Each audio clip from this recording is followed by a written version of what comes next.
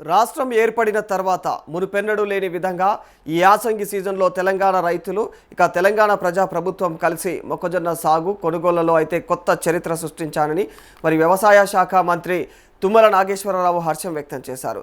రైతులు కని విని ఎరుగని రీతిలో సుమారుగా 16 లక్షల ఎకరాలలో మొక్కజొన్న పంట సాగు చేసి రికార్డు నెలకొల్పగా వారికి గిట్టుబాటు ధర లభించేలాగా ప్రజా ప్రభుత్వం అండగా నిలిచిందని చెప్పేసి కూడా స్పష్టం చేశారు.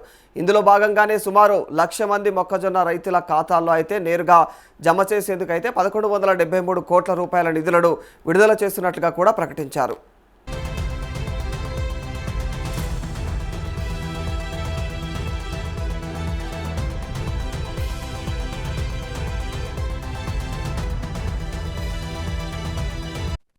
ఈ సీజన్లో ప్రభుత్వం రాష్ట్ర వ్యాప్తంగా ఏర్పాటు చేసినటువంటి 338 కొనుగోలు కేంద్రాల ద్వారా ఇప్పటి వరకు సుమారుగా 2.42 లక్షల మంది రైతుల నుంచి 13.42 లక్షల మెట్రిక్ టన్నుల మొక్కజొన్నను సేకరించామని ఈ కొనుగోళ్ల కోసం ఇప్పటికే దాదాపుగా 3,757 కోట్లను ఖర్చు చేసినట్లుగా కూడా వెల్లడించారు.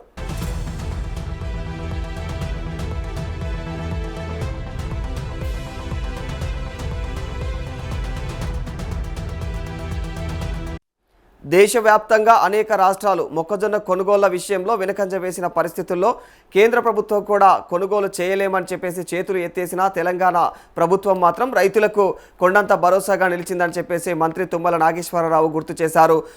రైతులు మద్దతు ధర లేక నష్టపోకూడదనే ఉద్దేశంతోనే సీఎం రేవంత్ రెడ్డి ప్రత్యేక చొరవ తీసుకొని మార్ఫెడ్ ద్వారా అయితే క్వింటాలుకు దాదాపుగా 2,400 మద్దతు ధర చెల్లించి పంట మొత్తాన్ని కూడా కొనుగోలు చేయాలని నిర్ణయించారని తెలియజేశారు. ఈ కొనుగోళ్లకు సంబంధించినటువంటి మొత్తం వ్యయ భారాన్ని రాష్ట్ర ప్రభుత్వమే భరిస్తోందని, సెంటర్లకు వచ్చే చివరి గింజ వరకు కూడా ప్రభుత్వమే కొంటుందని చెప్పేసి హామీ ఇచ్చారు.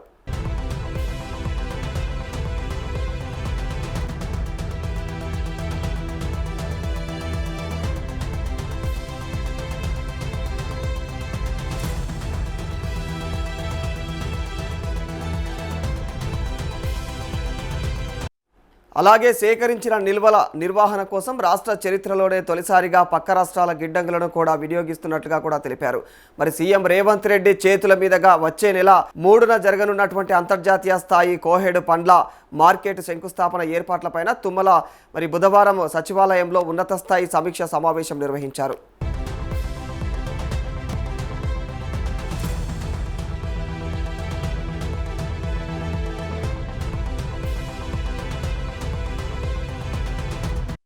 రాష్ట్రంలో వ్యవసాయ మార్కెటింగ్ వ్యవస్థను బలోపేతం చేసి రైతులకు అత్యాధునిక వసతులు అందించడమే ప్రభుత్వ లక్ష్యమని, కోహెడ్ మార్కెట్ భవిష్యత్తులో దేశానికి ఆదర్శంగా నిలిచేలాగా చర్యలు తీసుకుంటున్నామని కూడా తెలిపారు.